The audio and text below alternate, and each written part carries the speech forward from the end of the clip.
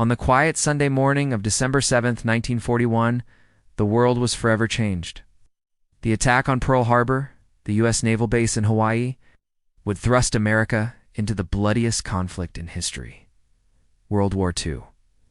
But to understand why Japanese planes roared across the skies of Oahu that day, we must first look at the growing storm in the Pacific. In the early 20th century, Japan had transformed itself from an isolated island nation into a modern empire. With few natural resources of its own, Japan relied heavily on imports, especially oil and steel, to fuel its industries and military, yet its ambitions stretched far beyond trade. Japan sought to dominate Asia and the Pacific, expanding into Manchuria in 1931 and later invading China in 1937. These conquests shocked the world and strained relations with the United States. The U.S. had long been a powerful Pacific presence, controlling the Philippines, Guam, and Hawaii.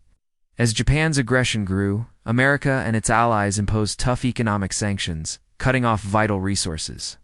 In particular, the U.S. embargo on oil in 1941 placed Japan in crisis. Without oil, its Navy and Air Force could not function.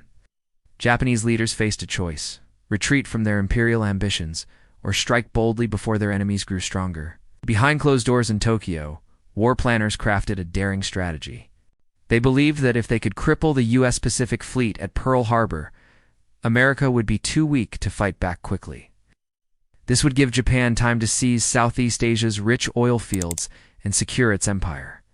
The plan was risky, but Japan's leaders placed their hopes on surprise and speed. Meanwhile, in the United States, many still hoped war could be avoided. President Franklin D. Roosevelt and his administration warned of Japan's growing threat. But few expected an attack on American soil. Hawaii, though strategically important, seemed too distant for most Americans to imagine as a target. Life on Oahu remained calm, with sailors, soldiers, and civilians unaware that within months, Japanese carrier ships would be sailing across the Pacific with one mission: to strike Pearl Harbor. As the sun set on December 6, 1941, Honolulu was peaceful.